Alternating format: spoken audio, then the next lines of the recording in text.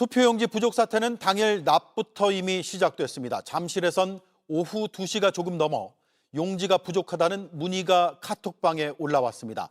투표 시간이 3시간 넘게 남았는데 용지가 35장밖에 안 된다는 곳도 있었습니다. 선관위 측은 원론적인 답을 했습니다. 참다 못한 현장에선 투표용지를 받으러 가겠다는 알림과 경찰을 불러야 할 것 같다는 호소까지 올라왔습니다. 그 몇 시간의 카톡방은 대혼란에 휩싸인 투표소의 압축판이었습니다. 김재영 기자입니다.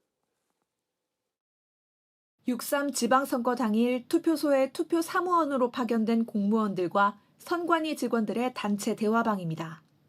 오후 2시 17분 잠실 이동에서 용지가 부족하다며 얼마나 남아야 추가 수령할 수 있는지 문의가 올라옵니다.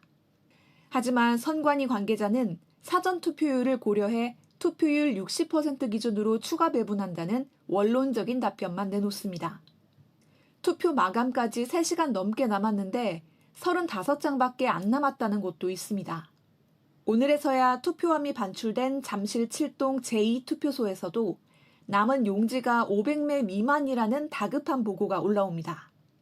투표 용지를 선거인 수에 맞춰 준비하지 못했던 선관위, 추가 배부도 제때 하지 못했습니다. 오후 5시에 가까워지자 17장이 남았다는 가락 2동, 잠실 7동, 잠실 3동, 위례동 등 곳곳에서 투표 중단 사태가 벌어지기 시작했습니다. 참다 못한 현장에선 투표 용지를 받으러 선관위로 출발했다. 50매를 받았지만 추가 부족이 예상된다는 보고가 줄을 이었습니다. 부정선거 의심 민원이 들어오고 있다. 경찰 지원을 요청해도 되냐? 고충이 심각하다는 상황을 호소합니다. 선관위의 주먹구구 예측과 안이한 대응에 현장 공무원들만 발을 동동 구른 겁니다. 전국 공무원 노동조합은 선관위의 무능이 초래한 혼란에 수많은 공무원들이 항의의 방패막이가 됐다고 비판했습니다. 동사무소에 우리 공무원들한테, 지방 공무원들한테 사과와 책임 있는 자세를 보여야 되고 앞으로는 이런 일이 없도록 철저히 대비를 했으면 좋겠습니다. JTBC 김재현입니다. JTBC 뉴스룸을 시청해 주셔서 고맙습니다. 저희는 저녁 6시 30분 뉴스룸에서 뵙겠습니다.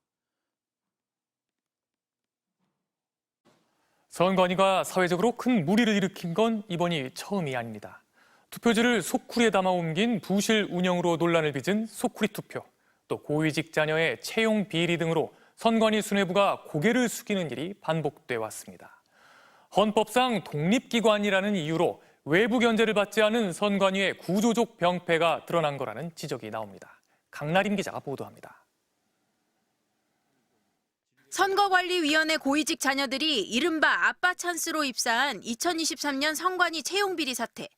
장관급인 사무총장 자리를 35년간 내부 출신이 독점하고 사무총장 아들은 세자로 불리는 감시받지 않는 조직의 민낯이 고스란히 드러났습니다. 참담한 마음과 함께 무한한 책임감을 느낍니다. 하지만 당시 선관위는 감사원 직무감찰을 거부했습니다. 내세운 명분은 헌법상 독립기관이라는 점이었습니다. 선관위가 헌법기관으로 처음 등장한 건 대한민국 제3차 헌법 개정 당시. 독립된 선거관리기구가 없던 1960년 이승만 정권이 자행한 3.15 부정선거, 이에 맞선 4.19 시민혁명이 기점이 됐습니다. 이후 우리 헌법은 선거의 공정한 관리를 위해 헌법기관으로서 선거관리위원회를 둔다고 명시했습니다. 정치 권력에 휘둘리지 않고 공정한 선거를 치르는 것이 민주주의를 지키는 길이라는 역사적 경험이 선관위에 강력한 독립성을 부여한 겁니다. 그만큼 선거는 공정함이 중요하다는 게 우리 헌법의 이념이고 이유는 선거 자체가 공정하지 않으면 민주주의가 부정되는 거거든요. 헌법이 보장한 독립성을 방패 삼아 사실상 외부 견제를 받지 않은 선관위가 스스로 신뢰를 무너뜨린 상황. 수뇌부 사태로 끝낼 게 아니라 탄핵 소추 등 엄중한 법적 책임을 물어야 한다는 지적이 나옵니다. 그만뒀으니까 이건 뭐 됐다라는 식으로는 이거는 끝날 수가 없는 문제죠. 독립기관이라고 해서 치외 법권적인 성역은 아니라는 얘기죠. 대한변호사협회 역시 성명을 통해 이번 사태를 단순한 실무상 오류로 축소할 게 아니라 헌법기관으로서 국민 참정권 수호에 실패한 사례로 봐야 한다고 강조했습니다. MBC 뉴스 강나림입니다. 마지막에 국회가 그 방망이를 칠 때 많은 국민들이 봤잖아요. 예. 살뜰지 아, 보잖아요. 진짜 그 순간 조마조마. 그 순간 저는 아까 말씀대로 그 장흥 저 벌판에 이름 없이 누워 있는 동학 혁명군들의 아, 고맙다 이런 생각이 들었어요. 아 시간을 벌어줘서. 네. 그분들이 또 5.18 때 희생된 분들이 시간을 벌어준 것이죠. 아휴. 아, 전혀 생각 못했는데. 네. 와. 그러면 지금 대통령의 의식은 어떨까? 현재 상태 의식은 어떨까? 현재. 현재 상태의 대통령 의식은 뭘까? 네.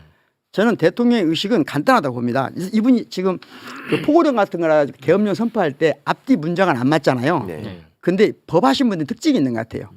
어떤 문장을 말하든 그 문장 안에 앞뒤가 안 맞아도 상관없어요. 모순은 관계없어요. 이분들은 이 컨텍스트를 안 보거든요.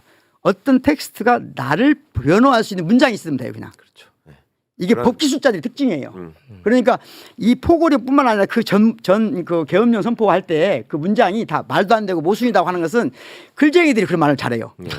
저 같은 학자들이나 기자분들은. 음. 근데 법률가들은 그건 중요하지 않아요. 나를 방어할 수 있는 문장이 있냐 없냐를 봐야 되거든요. 저는 있다고 봅니다. 그리고 지금도 그걸 확신하고 있어요. 그러니까 나는 이 비상계엄을 선포할 만한 조건을 내가 잘못 인식할 줄 모르지만 그때 당시 인식이 있었다 하는 걸 넣어놓은 거거든요. 네. 네. 그런데 이분의 인식이 지금 윤석열의 인식이 전두환에 멈춰 있다고 그랬잖아요. 네. 그러면 그 이후에 전두환에 대한 평가가 있을 거 아니에요. 법률적 평가. 그러니까 아주 쉬운 말로 하면 성공한 구태타는 처벌할 수 없다. 이 뿌리가 된 대법원 판결이 1997년에 나오거든요. 네. 그 대법원 판결에 이것을 내란죄로 처벌할 것인가 말 것이냐에 관계없이 찬성하는 의견, 다수의 찬성하는 의견뿐만 아니라 반대 의견까지 공유하는 의견이 딱 하나 있어요. 대통령의 비상계엄 선포나 확대 행위는 고도의 정치적 군사적 성격을 지니고 있는 행위다 라고 하는 것에 대해서는 모두 동의합니다. 네. 그러니까 자기는 계속해서 뭐라고 말하고 싶냐면 이건 고도의 정치적 행위다라고 아, 첫 번째. 여기서 비롯된 말이구나. 그럼요. 아, 고도의 정치적 행위 군사적 성격을 지니고 있는 행위. 아, 네. 그래서 이제 본인이 예. 아, 민주당 이거 잘못된 이 폭거를 세상에 알리는 나의 정치적 행위야. 네. 이런 메시지가 여기서 비롯된 거네. 그렇습니다. 그런데 그 당시에 그러니까 전두환 노태우를 처벌해서는 안 된다고 반대 의견을 냈던 판사들이 제시한 의견 중에 이런 말이 있어요. 왜? 그러니까 국가의 헌정 질서에 변혁을 가져오면 처벌하면 안 된다는 거예요. 그러니까 고도의 정치적 군사적 성격을 갖는 것인데 그것이 반헌법적이거나 반법률적이면 안 돼요. 그런데 반헌법적이거나 반법률적이면 안 되는데 헌법을 바꾸면 된다는 거거든요. 아, 헌법을 바꾸면 돼. 그렇죠. 헌법을 바꾸면 전헌법이기 때문에 처벌할 수 없다 이거예요. 헌법을 바꾸면. 정당화된다. 헌법을 바꿔서. 그래서 헌법을 바꾼다는 게 뭐죠? 헌법을 바꾸는 기관이 뭐죠? 국회잖아요. 예.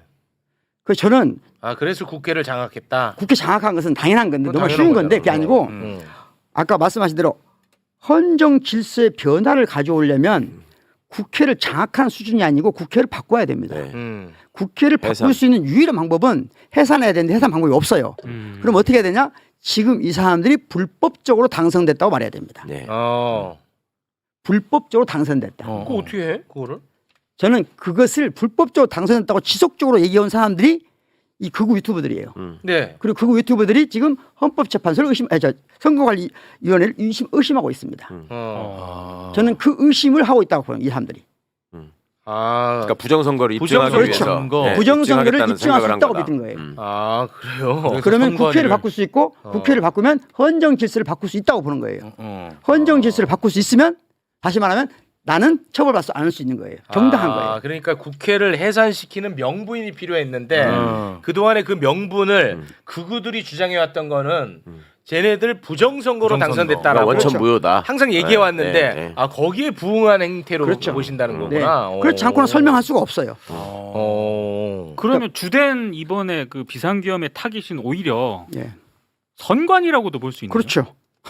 선관위 그렇게 많이 보고 갔어요. 있습니다. 가장 중요한 건 선관위였다고 보고 있습니다. 선관위하고 그렇게 또 하나는 쉽게 말하면 국회의원 전부를 해산시킬 수 없지만 다수 일부를 거기서 무력화시키고 또 하나는 다시 말하면 제가 보기에는 가짜 뉴스를 즉 종북 가짜 뉴스를 퍼부리는 사람들 연관된 사람들 그것을 잡으려고 했다고 생각합니다. 그게 저는 김어준 뉴스공장 신고한 것이고 그것과 관련된 거기 출연한 모든 국회의원들 연동시키라고 봤다고 봅니다.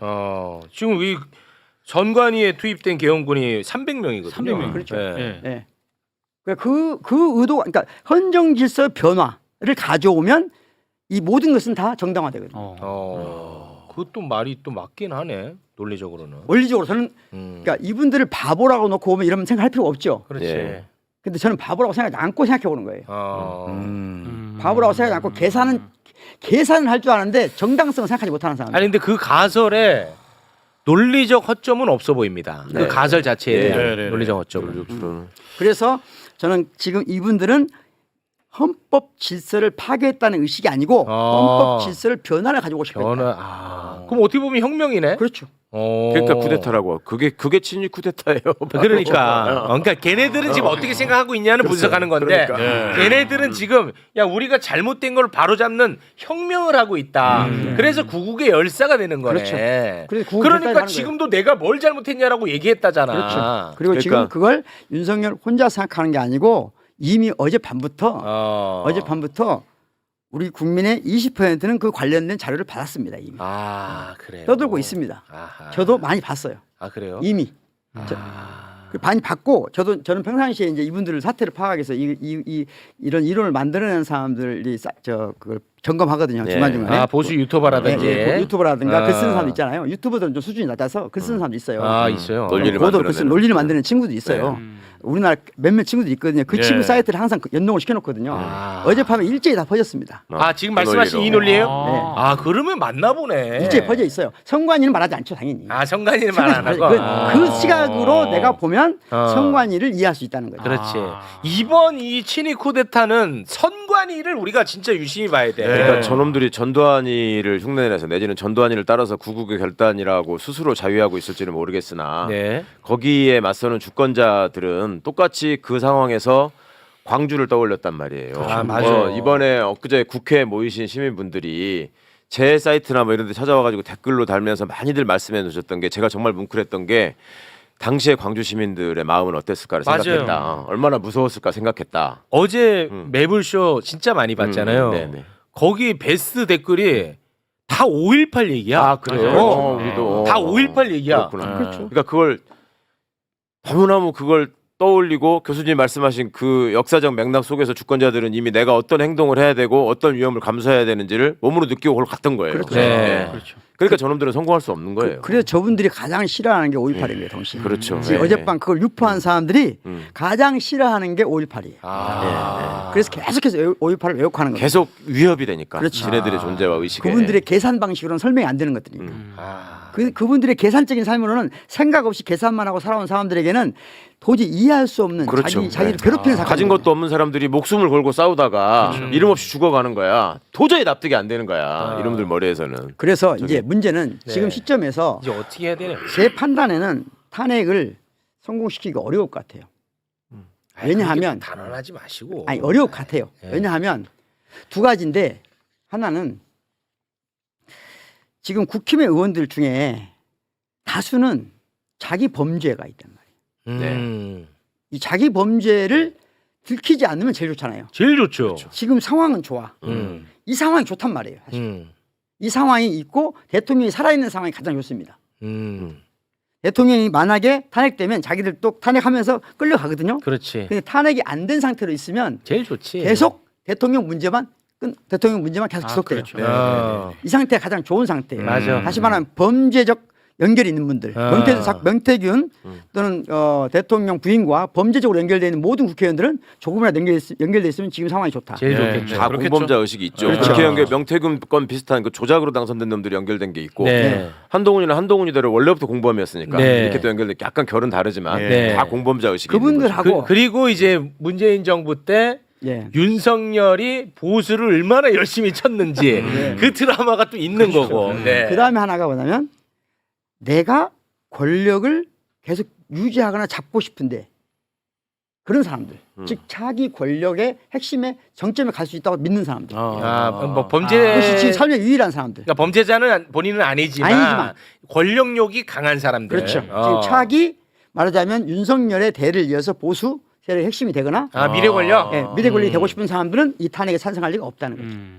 왜 미래 권력은 윤석열이 아웃되면 그 자리에 내가 될 수 있다고 생각하지 못하나요? 그러니까 지난번 탄핵을 통해서 이들이 학습한 거예요. 그건 안 된다. 어차피 저쪽으로 넘어간다는 걸 아니까. 그런데 이분들을 유일하게 설득할 수 있는 길은 딱 하나밖에 없다. 뭐죠? 저는 국회의원이 첫째는 지금 민주당 국회의원이나 저는 최소한 지금과 같은 보다 더 처절해야 된다고 봅니다. 그러니까 일단 제가 생각하기에 네. 최소한 삭발이라도 해야 된다고 생각합니다. 네. 왜냐하면 그 정도를 안 하고 국민들이 나오기를 기대하기 어렵다는 거예요. 그렇지. 왜냐하면 우리는 지금 온라인 광장이 있거든요. 온라인 광장에서 충분히 많은 것들을 하고 있단 말이에요. 맞아. 그전하고 달라요. 맞아.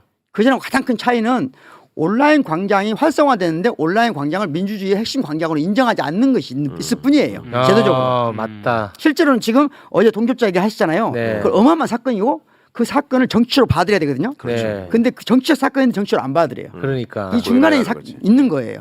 사실 어떻게 보면 광장에 105만 명이 그 모인 동시에 거예요. 모이고 어제 어마어마한 낮에 사건 모인 거예요. 아닙니까? 네. 105만 명이 모인 거예요. 네. 예. 그리고 그날 새벽에 그 여러 가지 방송이 있으시죠. 오마이 TV 같은 데 보시죠. 네. 순식간에 50만 명. 맞습니다. 이거 엄청난 그 거 말이 됩니까 그게? 그분들이 같이 있었기 때문에 사건이 진행된 거예요. 그렇습니다. 거기 온 사람들 안 온 사람들. 네. 근데 지금은 그러니까 온라인 오프라인에 있는 광장을 동시에 지난번 촛불혁명 온 분하고 똑같이 봐야 된다는 거예요. 그렇습니다. 그게 제도적으로 저는 앞으로 만들어 가야 된다고 생각합니다. 근데 네. 아직 제도가 안 됐어요. 우리 의식도 안 돼 있어요. 그러니까 지금은 두 개의 공론장을 동시에 활성시켜야 되는데 저는 이제 오늘 내일 특히 국회를 과시적 공론장이 아니라 시민적 공론장으로 바꿔야 된다. 시민적 공론장으로 예. 국회를 만들어야 국회는 된다. 대체로 과시적 공론장이거든요. 그렇죠. 일부 세력들이 맞아요. 과시하는 예. 거예요. 과시적 공론장에서 시민적 공론장으로 국회를 바꿀 수 있냐 없냐. 탄핵 그 마지막 투표 전 주변에. 그렇죠.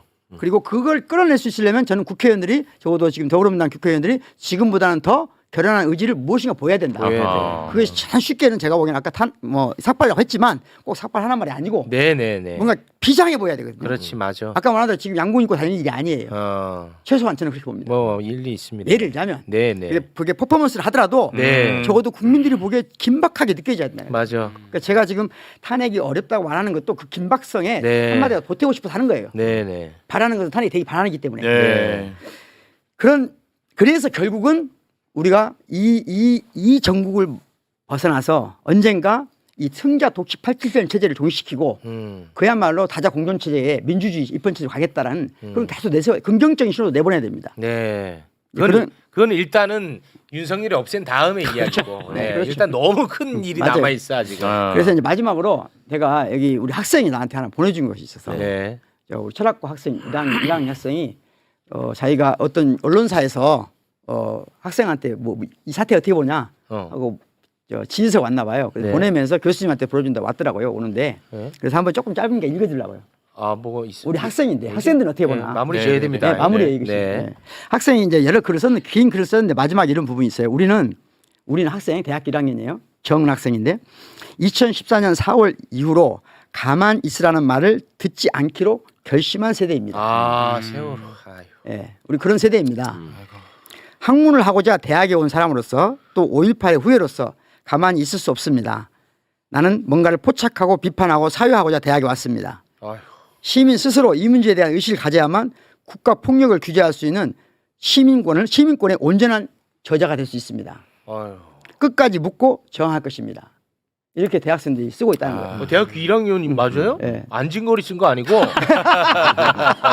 안진걸 아니야? 대학교 1학년이. 그렇게 교련해? 학생이라잖아. 네.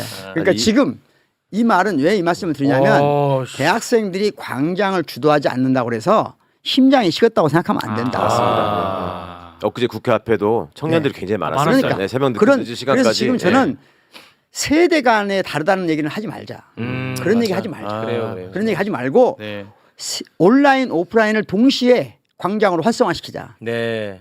그 말씀을 드리고 싶어요. 그것이 네. 유일한 길이다. 네. 이거는 우리가 주인인 나라에 대한 명백한 반역과 반란 행위가 있었기 때문에 이제 정말로 시민들이 떨쳐 일어서 나서셔야 되고요.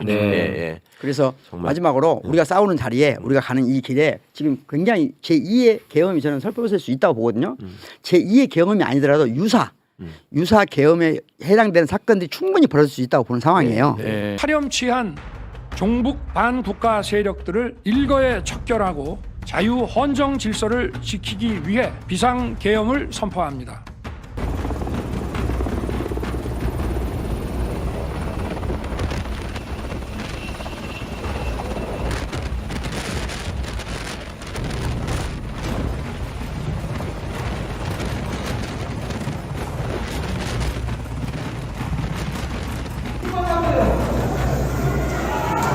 지금 믿기지 않습니다. 뭐야?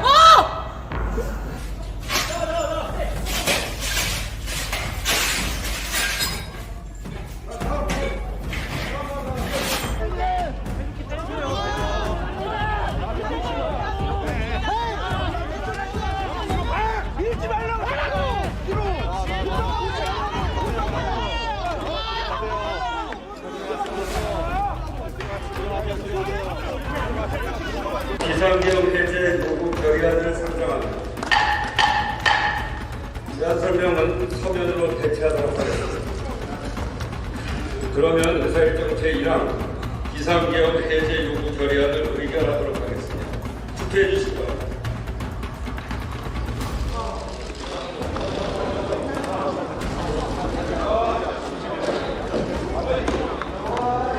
투표를 다 하셨습니까? 그러면 투표를 마치겠습니다.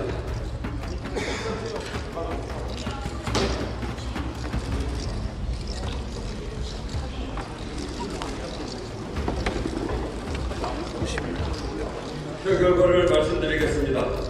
재석 190인 중 찬성 191으로서 비상계엄 해제 요구 결의안은 가결되었음을 선포합니다.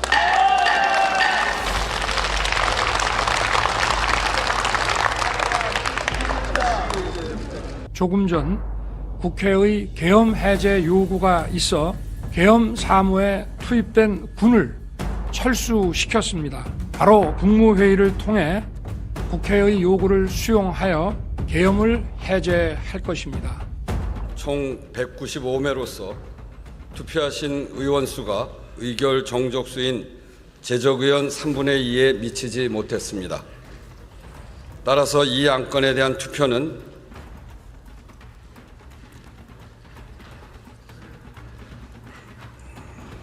성립되지 않았음을 선포합니다.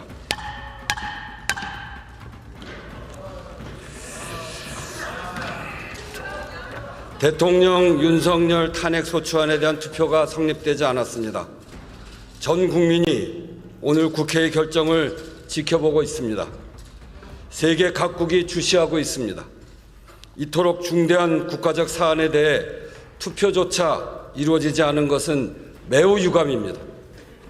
민주주의는 내용도 중요하지만 절차도 몹시 중요합니다. 이 사안에 대한 투표 불성립은 국가의 중대사를 놓고 가부를 판단하는 민주적 절차조차 판단하지 못한 것입니다. 국회를 대표해 국민께 죄송합니다. 사퇴를 선포합니다.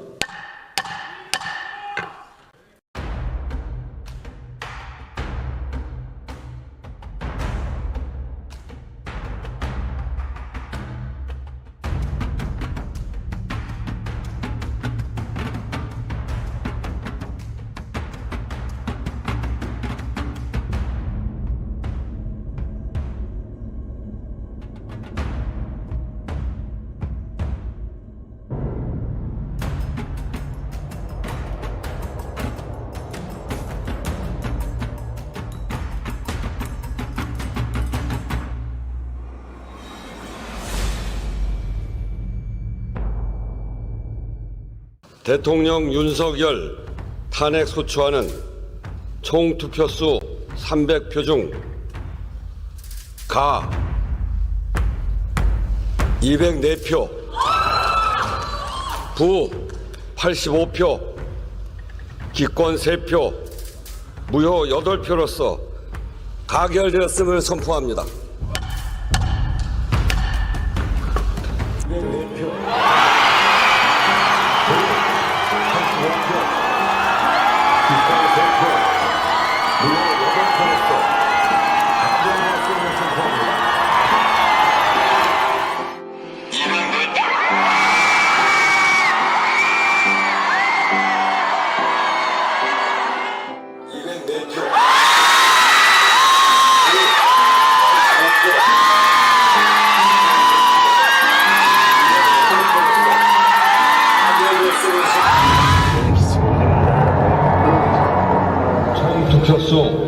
300표 중 가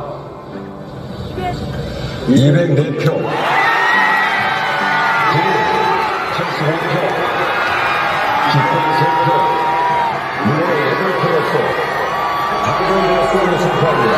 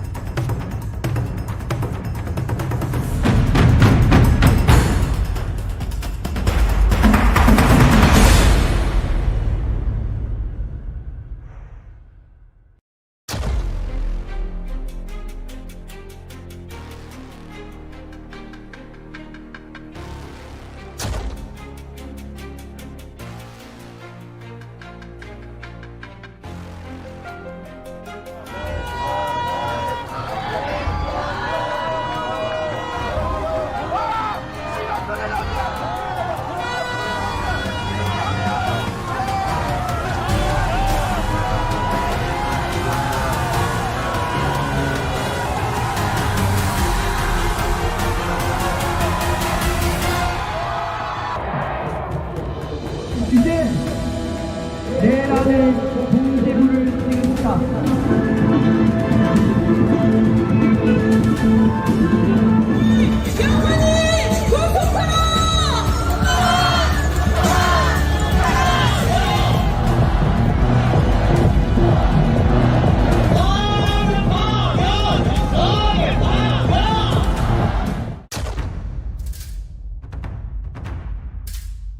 재판관 전원의 일치된 의견으로 주문을 선고합니다. 주문, 피청구인 대통령 윤석열을 파면한다. 파면한다.